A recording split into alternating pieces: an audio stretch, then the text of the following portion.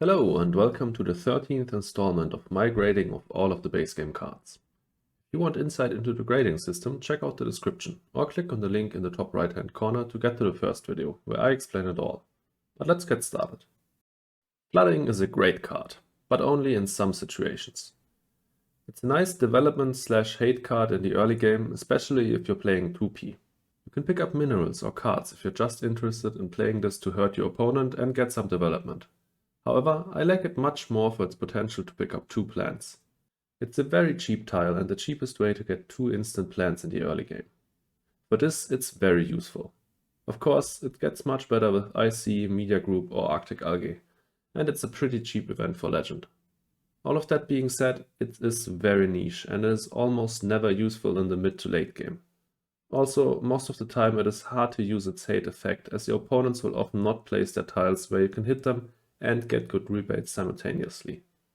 All in all, I think it's just a D tier card, but can be very useful in the right situations. Food Factory is such a poorly designed card. It grants a respectable amount of cash prod and a point for its price.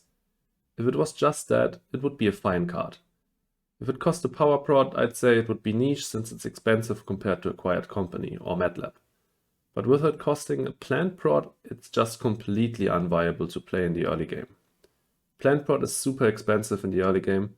Adapted Lichen, for example, costs 9 MC. So you're playing 12 plus 15 for 4 MC prod and a point. What the actual fuck?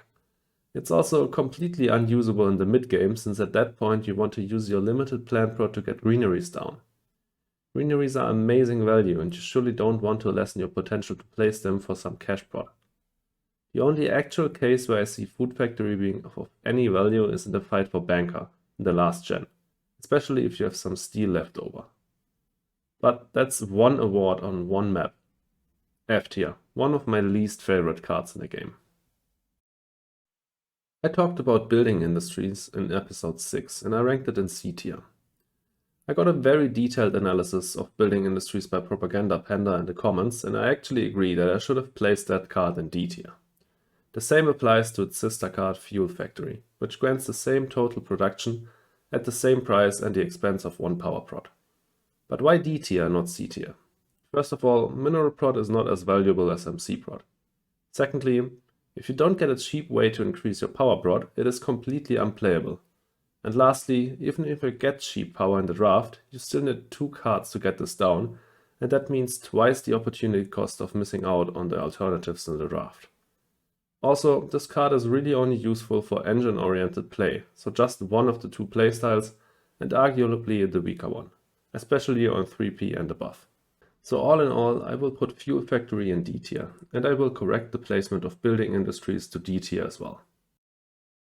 Fuel generators is the cheapest way to increase your power prod by 1 step, at least in the short term. This can be insanely useful for playing expensive, power-hungry cards. And you just need to play 1 MC extra, you can easily combo both cards and avoid getting tapped. Fuel generators is also the cheapest building tag for builder or contractor, which can allow you to steal those unexpectedly. However, I think that's where the positives end. The negative MC prod is a severe downside for playing this early on and means that there are several power prod cards that I prefer over this one. For example, I would almost always pick the project card Power Plant over this one. I think Fuel Generators belongs in C tier. It is solid, has some unique upsides, but loses out compared to some other better power prod cards. Fusion Power is a relatively cheap way to get 3 power prod. If we compare to Giant Space Mirror, we see that we pay 3 MC less and also gain a useful science tag. The problem is that GSM can be played immediately, while Fusion Power needs 2 power tags. In the base game, all power tags except Power Infrastructure give power prod and offer little else. Why would you want to play Fusion Power, a good but not groundbreaking card that basically just offers more power prod when you have already played 2 power tags? You will be hard pressed to find enough power hungry cards to use it all up. The only realistic reason for playing this card, in my opinion, is to use its power as heat. Especially with Thorgate, a corp that starts off with 1 power tag and gets a discount on them, Fusion Power is a top tier pickup. But overall, I think Fusion Power is a D tier card. Its tag restriction is just too clunky for regular play. Thanks so much for watching. Let me know in the comments whether you agree with my ratings, or if not, how you would have rated them differently. Also, if you enjoyed the video, please leave a like and consider subscribing. And lastly, please check out my Twitch and my Twitter. See you in the next video.